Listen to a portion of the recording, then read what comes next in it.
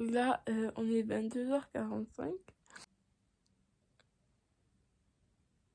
Ma langue est tellement grosse, j'ai tellement mal.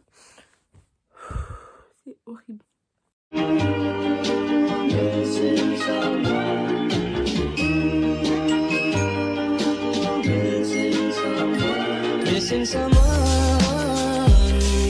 Hi ladies and gentlemen and welcome back to my channel. J'espère que vous allez super bien. En tout cas, moi je suis hyper contente et je vais hyper bien. Je suis hyper heureuse de vous faire cette nouvelle vidéo.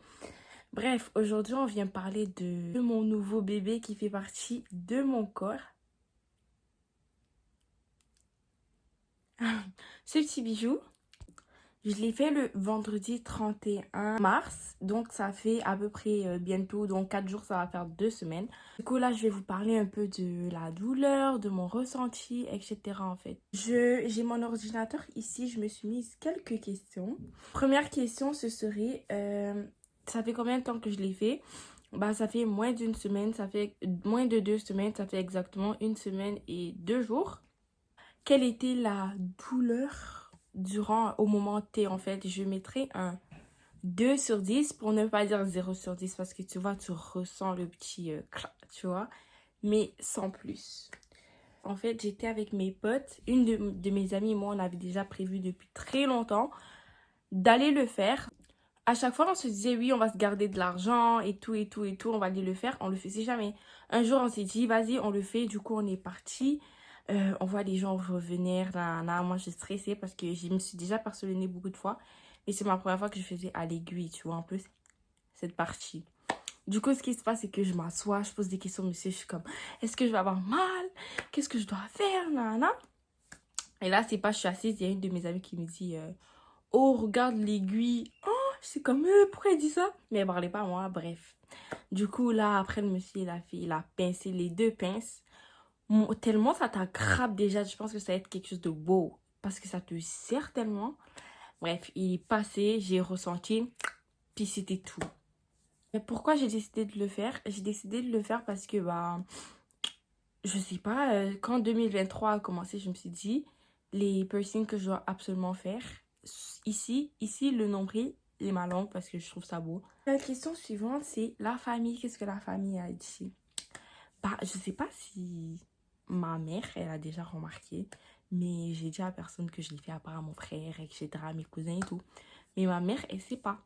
Faut savoir que peut-être 1 semaine, 5 jours après que je l'ai fait, on est allé chercher ma grand-mère à l'aéroport, qui vient d'Afrique. Ça veut dire, tu vois, un piercing ici déjà, c'est vu mal. À la langue, c'est encore vu plus mal, tu vois, parce qu'en Afrique, on se dit, ah, ce sont des qui ont ce genre de piercing, tu vois. Du coup, quand j'ai calculé pour que, genre, j'ai au moins 3 jours de, genre, je sais pas comment vous expliquer, que j'ai au moins 8 jours de cicatrisation avant qu'on aille la prendre. Et je suis contente parce que ça a bien fonctionné. Je sais pas si elle a déjà vu, mais je ne pense pas. Et je sais pas si soit elle m'entendre là. Une petite chose qui m'est arrivée, c'est que ma mère, c'était le samedi saint. Elle faisait une messe vendredi saint, elle a fait une messe à la maison. Et là, il y a mon tonton qui est prêtre, qui faisait la messe et tout. Et là, d'habitude, quand on te donne la communion, on te donne dans la main, tu prends, tu vas mettre toi-même. Lui, il mettait dans la bouche des gens directement. C'est pas, il fait ça, je suis comme ça. Waouh, waouh. Non, je suis sûre qu'il a vu. Ah, je suis sûre qu'il a vu, bref. Ensuite, la cicatrisation. Après combien de temps ça a cicatrisé et tout. Je vais vous mettre des petites vidéos parce que vraiment, moi, mon processus, il était torride. Faut savoir que quand il l'a fait, les minutes après, mais pour même pas dire les heures, j'ai comme ma langue, elle avait quadruplé, je sais pas ce que ça veut dire, d'épaisseur. Ça me faisait hyper mal. J'arrivais plus à parler. Pendant que moi, mes potes, elles étaient contentes. Moi, j'étais fâchée. J'avais trop mal. Je ne pouvais même plus parler. On s'est acheté du jus. Je pouvais même pas boire.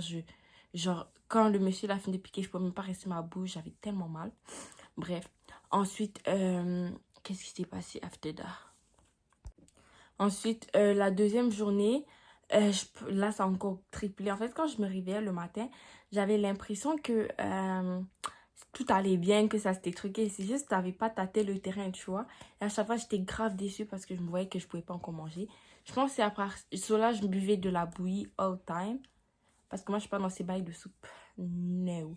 Cela, je pense que c'est après le quatrième, sixième jour même que j'ai commencé à manger des choses normaux. Genre, je mangeais comme ça sur le côté et j'avais mal. Je pense qu'il y a un nerf qui relie, je sais pas quoi, j'avais hyper mal. Carrément, Et je bref, j'ai vivais réussi à avec manger des à partir Mister d'une Freeze. semaine comme ça Le et soir, tout. quand j'allais me coucher et je voulais pas que ça coule, je le truquais sur mon mur en fait. Vous voyez comment ça allait loin?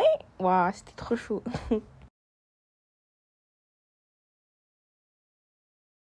Parce que quand tu vis la cicatrisation, là je sais que c'est pas encore cicatrisé, mais quand tu vis le processus quelques jours après ton truc, t'as vraiment l'impression d'être dans le mal, t'as pas envie, tu ne peux plus rien faire. Limite, j'ai envie de parler de mini-dépression, mais prenez pas au premier degré ce que je dis.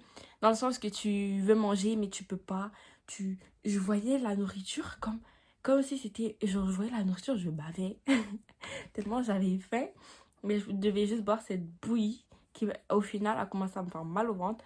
Si vous m'avez vu, moi, il y a quelques semaines d'avant, je me disais, oh, je vais abandonner. Mais maintenant, je suis hyper contente. Maintenant, je fais la star avec. Du coup, si vous le faites, essayez de ne pas abandonner. Ça vous fait trop mal. Ok, mais essayez de ne pas. Ensuite, question suivante, c'est infection. Est-ce que j'ai peur des infections? Franchement, non. En vrai, c'est assez simple, hein. Tu t'occupes bien de ton truc, tu es bien. Moi, ce que je fais, c'est que je me brosse le matin. Je vais manger. Quand je finis de manger directement, je prends le liquide qu'ils m'ont donné. Je rince. Après, je mange encore à midi. Je ne fais rien. Je mange le soir, je me brosse et je rince ma bouche et je vais dormir. Je fais ça, j'ai fait ça chaque jour en fait. Là, ils m'ont donné une toute petite bouteille. Je sais pas si je pourrais la trouver petite, vraiment comme ça. Ça veut dire que tout mon liquide est fini. Du coup, là, ce que je fais, c'est que je me brosse juste normalement. Là, je me donne une semaine après, je vais recommencer mes bains de douche parce que je pense qu'il y a de l'alcool dans ceux-là. Pas de l'alcool qu'on voit, mais bref. Du coup, je ne sais pas si c'est conseillé parce que celui qu'on m'avait donné, c'était sans alcool. Du coup, je ne veux pas prendre de risque.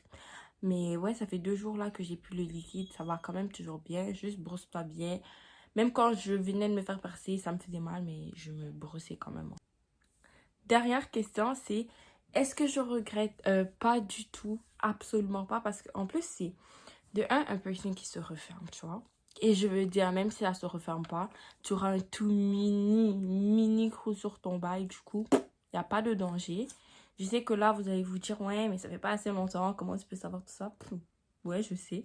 Bref, du coup, c'est un trou qui se referme. Du coup, si un jour je veux l'enlever, je l'enlève. That's it, tu vois. Et c'est un truc que si tu n'ouvres pas ta bouche comme moi pour que le monde entier le voie, ou si tu ne... personne va le voir, tu vois. Du coup, non, je regrette pas. Si je veux l'enlever, je l'enlève. Je suis posée avec, je suis tranquille. C'est juste comme je vous ai dit, les jours après le truc que j'ai regretté. Mais maintenant, je ne regrette absolument pas. Aussi, un petit truc que moi, par exemple, ça me dégoûtait, ça me saoulait, c'était que... Et genre, j'avais un peu peur, mais vraiment, ayez pas peur de ça. Votre langue, c'est normal qu'elle devienne blanche, limite qu'elle va vers le vert, jaune, bleu s'il le faut. Mais moi, c'était blanc, un peu tirant vers le jaune, vert et tout. Mais moi, c'est un truc qui me faisait peur. Et aussi, ce qu'il y aura, c'est que tout ce que vous mangez, hein, même quand je buvais ma bouillie, j'avais toujours les restes de ça sur ma bouche. J'ai l'impression que mes papilles, en fait, elles étaient toutes mortes au-dessus de ma bouche et tout. Même si vous brossez et que vous voyez que ça part pas, c'est normal, ça cicatrise tout seul. Là, de toute façon, je vais vous montrer les images.